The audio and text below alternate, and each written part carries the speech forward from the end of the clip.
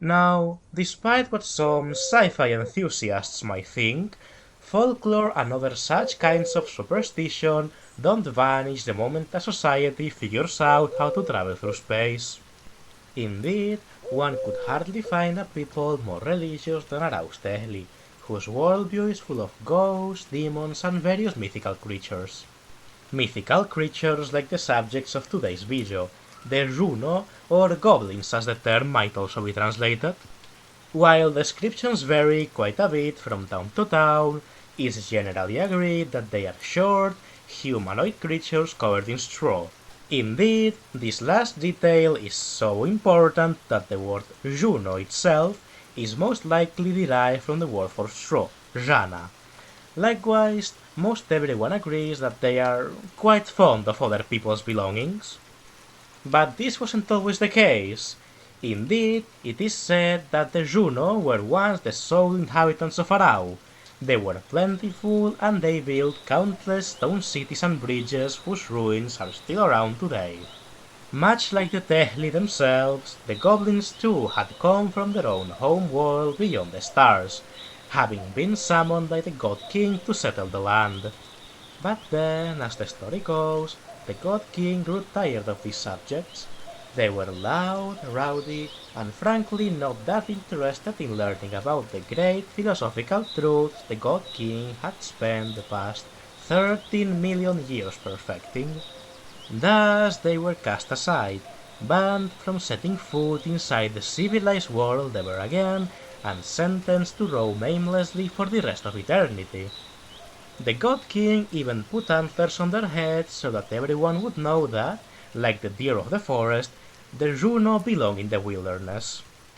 But of course, these goblins still remember the days before being vanished, and indeed miss them. Thus, as new generations of people were called forth from space to, once again, populate Arau, the Juno still tried to stay in touch with that whole civilization business. And yes, of course, they had been banned from entering the houses of the new people, but the God King never said anything about not being able to interact with whoever or whatever ventured out into the wilderness, so... In fact, this is how they get their distinctive straw clothes, as they are thought to wait after the humans are done working in the fields to raid their haystacks. Sometimes they'll even steal them wholesale, much to the dismay of the farmers, of course. Likewise, the Juno are also known to steal people's laundry if they leave it outside unattended. Indeed, this is such a central part of their lore that people, even the educated ones, generally avoid leaving their clothes outside to dry. And the God King did not take away the Juno's intelligence, no. That was part of the punishment. After all, banishing them into the woods would have hardly been a punishment if they were too stupid to remember all they used to have.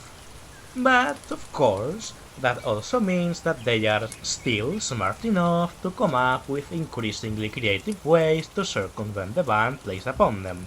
Indeed, they are known to lure people out of their houses so that they can take their stuff. Sometimes they even forge letters pretending to be someone else in order to get them to bring specific objects with them.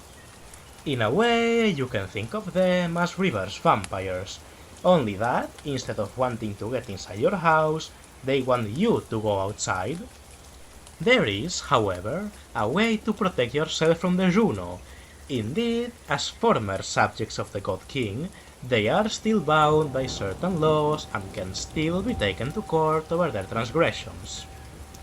And sure, they were banished into the wilderness precisely because they did not follow the rules, but the threat of being brought back before the God King is often thought to be enough to keep them out of your business.